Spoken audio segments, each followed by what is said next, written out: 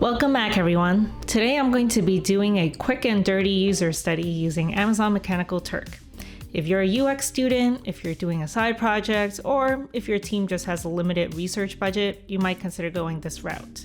I'm going to be running an experiment using just $25 and take a look at the quality of responses I get and also how quickly I can get them. Now, before we begin, what exactly is Amazon Mechanical Turk? It's an online service where you have requesters like myself who are looking to get a task done. In my case, I want to run a user study and collect responses. On the other end, you have workers who can be anyone from the general public 18 or older with an internet connection. They're usually looking to make some extra money by completing jobs posted by requesters. Usually these tasks are pretty simple. Maybe you've heard of websites that offer a bit of money for completing surveys. Well, it's kind of like that, except it's not limited to surveys. Think about tasks that require a human instead of a computer to do it. Maybe it's rating the accuracy of a translation, or training an AI model to recognize an image, or filling out those annoying CAPTCHAs. That's generally what the workers do. So how does this translate to UX design? Well, when I was a student at boot camp, I remember having to rely on many of my friends and family, as well as other students, to help me out with completing user interviews or usability tests. This means that my pool of candidates was pretty limited, and I ran the risk of annoying my social circle too much. Not to mention, even for unmoderated studies where I could just send them a link, I would have to wait a while before they were available to complete the test. So today we are going to see what $25 can get me with Amazon Mechanical Turk. I'm going to run a simple unmoderated study using Maze and ask participants to complete it. Since I work in healthcare tech at the moment, I'm curious to learn more about attitudes towards pregnancy apps and content. So let's quickly go over the tasks that I'll be eliciting responses for, and also how to set up a new project with Mechanical Turk. So I put together a maze test for my workers to complete, and I'm going to keep this test relatively brief so that I can stay within my budget. It should really only take about 10 minutes or so. So for the first task, I'm just going to ask them to complete a super simple user flow. And then for the second one, to pick 5 topics that interest them the most. The third question, what other topics concern them about pregnancy? And then after that, just a very simple preference test to see which one they prefer out of these 3 layouts. And then of course, to follow up, why did they pick that option?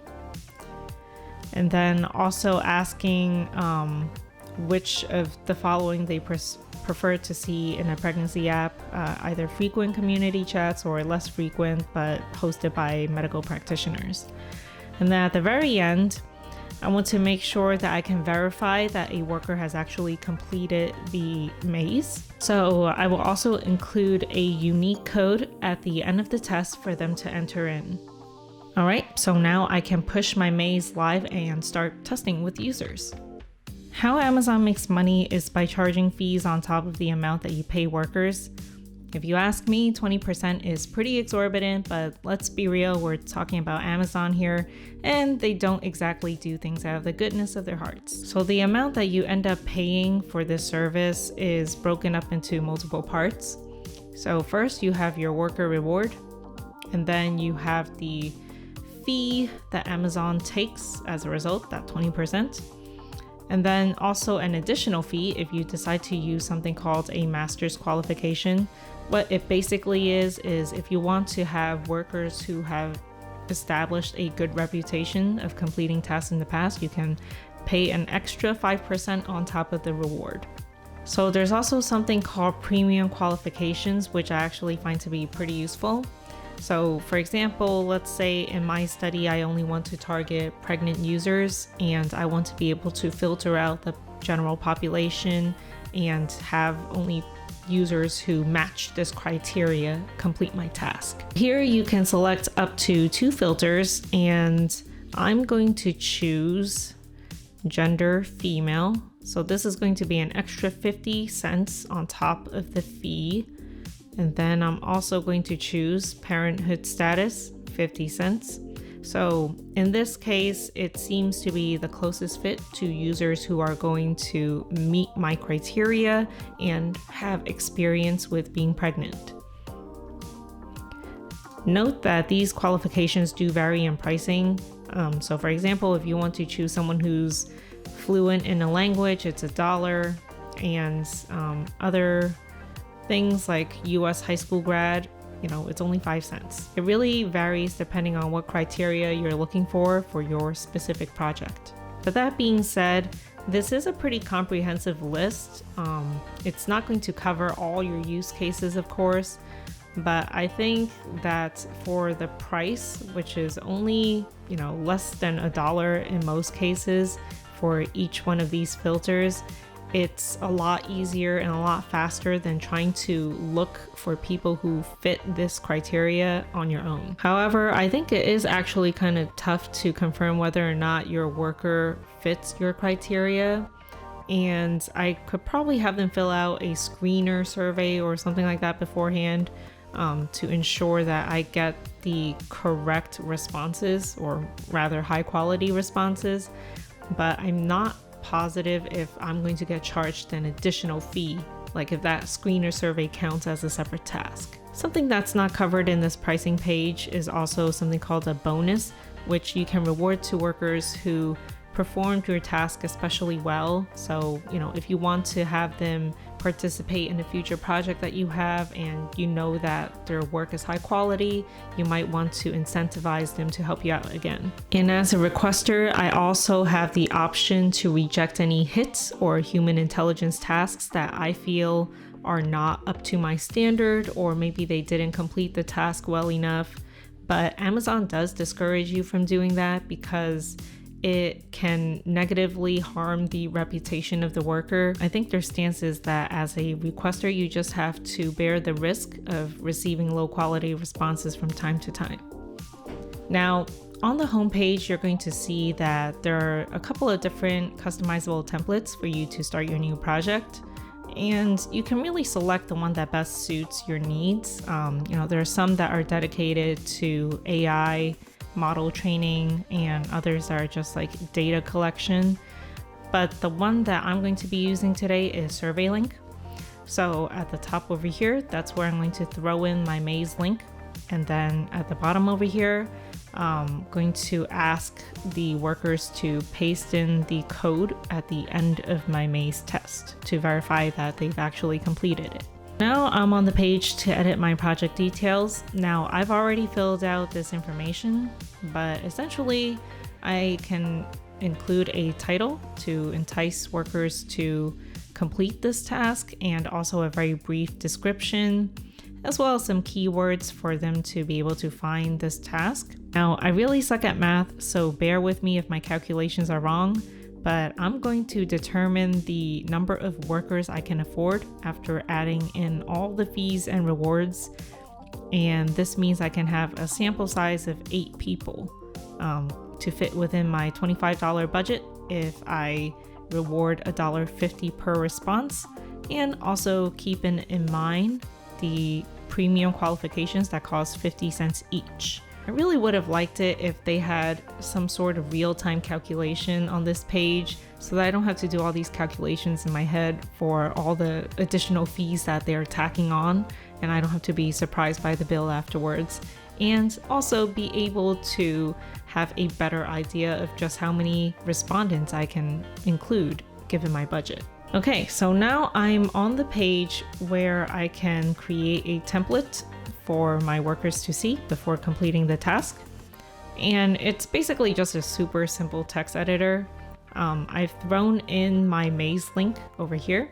And also there's a text box that says, please include the code to verify you've completed this test. And that's pretty much it. I mean, I've included some basic instructions at the top. You can customize this however you want, but probably best to just keep it as simple as possible so whoever's looking at this task don't have to spend a ton of time on the page. So it looks like I'm getting an error. It says that if I want to include the premium qualifications, so the criteria that weeds out any users who are not female or are not parents, then I can only use it if my task has 10 or more assignments. So it looks like I'm going to need to increase my sample size to 10 people. Oh great, now I need to do some math again to figure out how to keep it within my $25 budget. So give me a sec. I've done the math and I don't know if the math is correct, but I'm changing my reward per response to $1 for 10 respondents. And I'm assuming that assignments here mean respondents. So hopefully that's the case. It's kind of confusing that they use two different, terminologies for that. So let's see if this goes through. All right, continue. All right, now it says your project was successfully saved. So it looks like respondents equals assignments. Very confusing. Now I'm going to publish my batch and see what happens, see how long it takes to get this completed. So now I see that there's a cost summary, and why couldn't they just have given this to me earlier while I was trying to do the calculations in my head? It looks like the batch is ready to go, and I'm going to wait around and see how many people complete my assignment and how long it takes. So BRB. All right, now let's get back to our test results and see what we have. As a disclaimer, I did duplicate the previous Amazon Mechanical Turk task and deleted the previous one so that I can change one of the questions in my maze. I can see that it only took about an hour and 10 minutes from creation time to completion time, so pretty quick. But the main question is, what's the quality of the responses? And now we can go over to Maze and take a look. Back at Maze, I can see that I have 10 test results over here, and I can take a look at each one of the testers and what their respective responses are. So for this first one, I'm going to click into here. I noticed that the tester was clicking all over here, so could be a sign that they didn't understand a question or they got really lost with this task, even though it seems like it would be a pretty simple task where they just need to find out more information about the baby at 6 weeks. The correct path would be to click on the details button, but maybe it wasn't super obvious. So anywho's, this wasn't what I was most interested in seeing. I was actually more interested in understanding how they feel about the topics. So the question here asks, pick 5 topics from this list that interest you the most. And this tester only selected 1, so they didn't complete it as I had intended for them to. And then, what other topics concern you about pregnancy, delivery, time, and pain? All right, so this gives me some decent quality responses. The next question says, your pregnancy app tracks your baby's progress every week. Which of these layouts do you prefer? So I had included 3 screenshots with option A, B, and C labeled on top of each one of them. And this respondent chose option B. Okay, so why did they pick it? It gives clean and correct information. Well, I don't know. I mean, this is super vague. And let's compare it to the other responses later on. Which of the following do you prefer to see in a pregnancy app? And again, this is just a very simple multiple choice question. It's one of 2. So maybe I could have had a follow-up question for this as well. Just because I want to make sure people aren't just like randomly picking any one of the multiple choice questions without actually thinking through on it. This is a question that I had modified in the original maze test, and the reason why I duplicated the task and created it anew. So I wanted a different type of verification. Previously, it asked users to just type in a generic code, but that's actually kind of hard for me to keep track of my maze test responses along with the workers on Amazon. For that, I changed it to just please type a random name down below and use this as your unique code so that I can be more sure that the workers aren't going to pick the exact same name and I can distinctly identify who filled out which test. This user, they put in Julia. So let's take a look at Amazon Mechanical Turk and see if this name shows up. Back on the Amazon Mechanical Turk project page, I'm going to take a look at the results. All right, so over here, I see the name Julia, and I can verify that this person has indeed completed the test. What I can do here is either approve or reject this hit completed by the worker. I'm going to save the approvals and rejections for later, but it's good to just be able to confirm that this person has indeed filled it out, and I can match it up to the exact response or the exact tester from Maze. Okay, now let's go back to Maze and take a look at some of the other responses. All right, I'm going to move up here in order of completion. All right, so it looks like this person also misclicked a bunch in the first task. But it does look like, they're trying to click in this area. So maybe they are just not aware that the details button they have to click into, and they expect it to be able to just click in this general area. So that's fine. It actually tells me that they probably understood the question to some extent. So for the second question, pick 5 topics, and this person only chose 1 topic. So I'm not sure if they actually paid attention to the question. Okay, and then why you pick this option?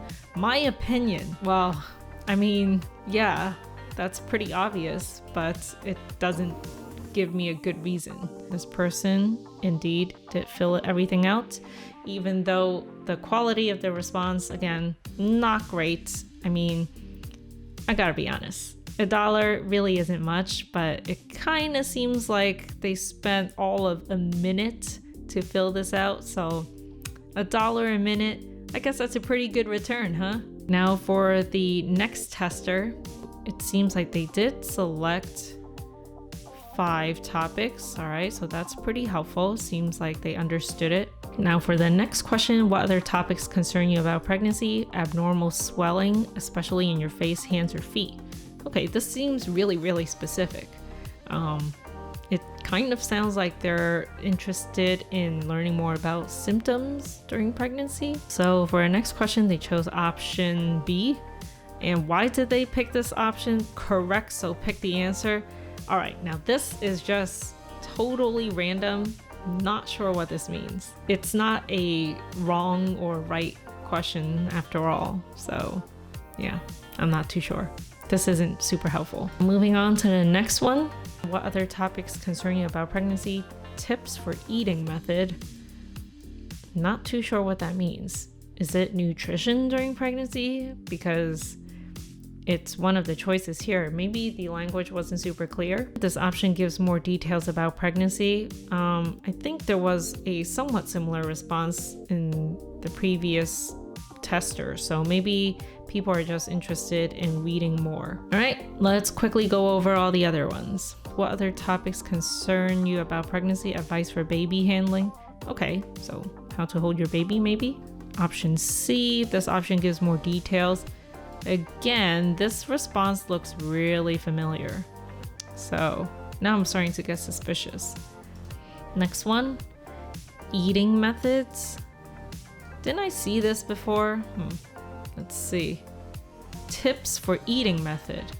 All right, now I'm starting to wonder if the same person is somehow filling all these out. We're going to take a look at a couple more. I mean, over here, it also says gives more details about pregnancy, which is like the exact same response as the previous ones. So no matter how many different names they type in down below, it might actually be the same person. So next one, also eating methods, gives more details about pregnancy. All right, I'm pretty sure it's the same person now. Next one.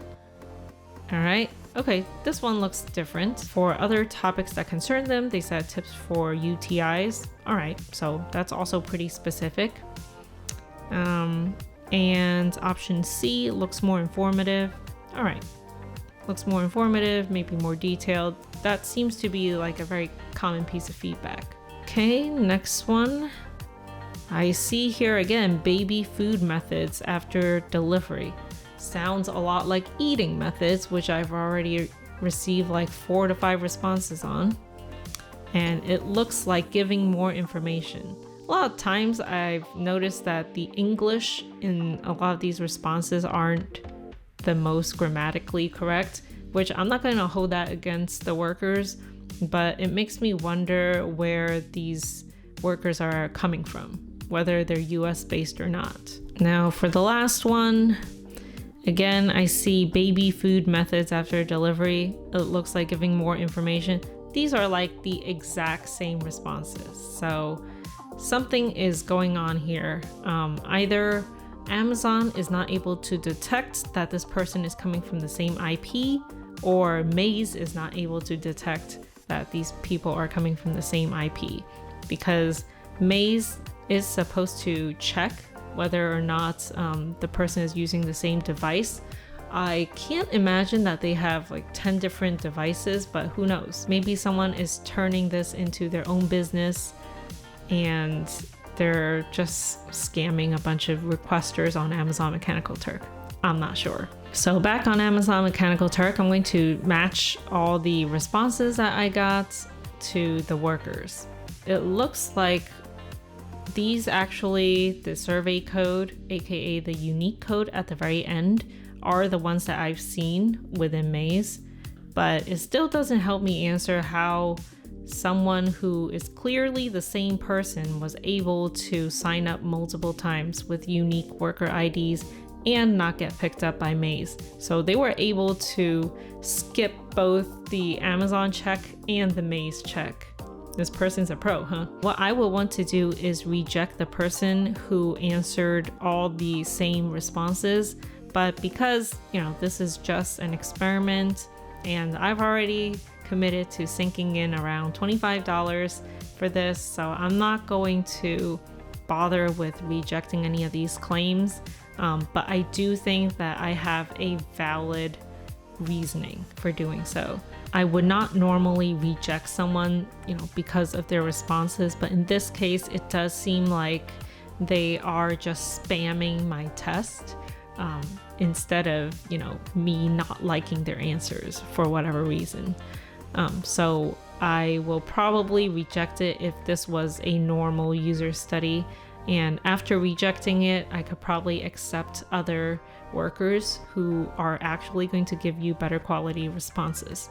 In conclusion, you might say that you get what you pay for when it comes to using Amazon Mechanical Turk for user studies, but given the poor quality of responses I received, I don't think it's actually worth the trouble of having to reject workers and put out feelers again. It casts such a wide net that's open to anyone out there, which means you also have a much higher chance to run into people who are just spamming your tests and not providing actual quality results.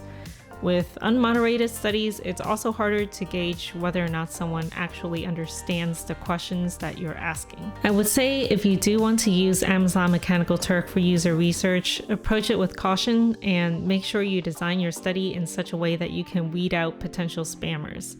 Perhaps other survey creators out there are better than Maze and have stronger verification checks. Also, keep in mind that not every worker is actually just there to spam you. There are people out there who genuinely want to put in an honest effort to complete your task.